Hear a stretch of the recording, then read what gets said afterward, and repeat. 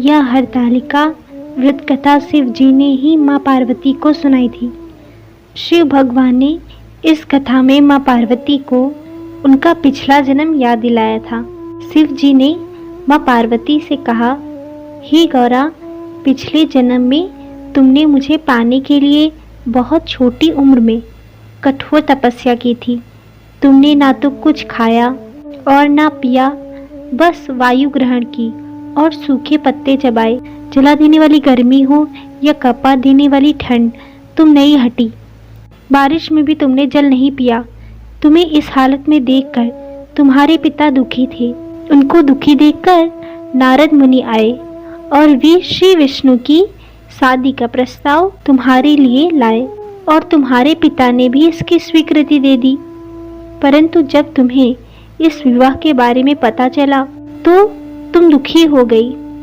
तुम्हारी एक सहेली ने तुम्हारे दुख का कारण पूछा तो तुमने कहा, मैंने सच्चे मन से भगवान शिव का वरण किया है, किंतु मेरे पिता ने मेरा विवाह विष्णु जी के साथ तय कर दिया है।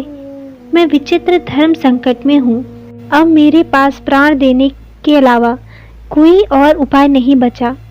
तुम्हारी सखी ने कहा, प्राण छोड़ने का यहाँ कारण ही क्या है? संकट के समय धैर्य से काम लेना चाहिए। मैं तुम्हें घनघोर वन में ले चलती हूँ, जो साधना स्थल भी है और जहाँ तुम्हारे पिता तुम्हें खोज भी नहीं पाएंगे। मुझे पूर्ण विश्वास है कि भगवान अवश्य ही तुम्हारी सहायता करेंगे। तुमने ऐसा ही किया। तुम्हारे पिता तुम्हें घर में न पाकर बड़े चिंतित और दुखी हुए। इधर तुम्हारी खोज होती रही, उधर तुम अपनी सहेली के साथ नदी के तट पर एक गुफा में मेरी आराधना में लीन रहने लगी। तुमने रेत के शिवलिंग का निर्माण किया। तुम्हारी इस कठोर तपस्या के प्रभाव से मेरा आसन हिल उठा और मैं शीघ्र ही तुम्हारे पास पहुंचा। तुमसे वर मांगने को कहा। तब अपनी तपस्या के फलीभूत मुझे अपने समक्ष पाकर तुमने कहा, मैं आपको सच्चे मन से पति रूप में वरण कर चुकी हूँ।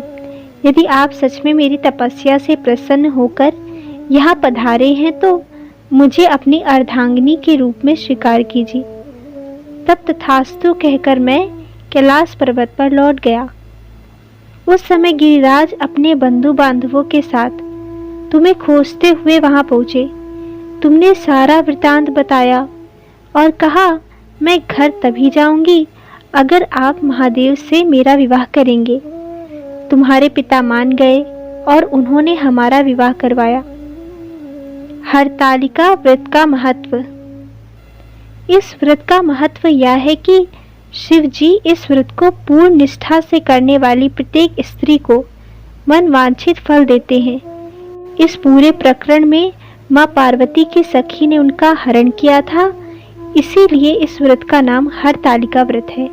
अभाग्यवती स्त्रियां अपने सुहाग को अखंड बनाए रखने के लिए और अविवाहित युवतियां मन मुताबिक वर पाने के लिए हरतालिका तीज का व्रत करती हैं। हरतालिका व्रत पूजा विधि। पूजन के लिए केले के पत्तों से मंडप बनाकर गौरी शंकर की प्रतिमा स्थापित की जाती है। इसके साथ पार्वती जी को सुहाग का सारा सामान चढ़ाया जाता है। रात में भजन कीर्तन करते हुए जागरण कर आरती की जाती है और शिव पार्वती की कथा सुनाई जाती है। प्रातःकाल स्नान करने के पश्चात श्रद्धा एवं भक्ति पूर्वक किसी सुहागिन महिला को श्रृंगार सामग्री, वस्त्र, खाद्य सामग्री, फल, मिष्ठान एवं यथाशक्ति आभूषण का दान करना चाहिए। रेत के शिवलिंग बनाए हैं तो जलाशय में विसर्जन किया जाता है।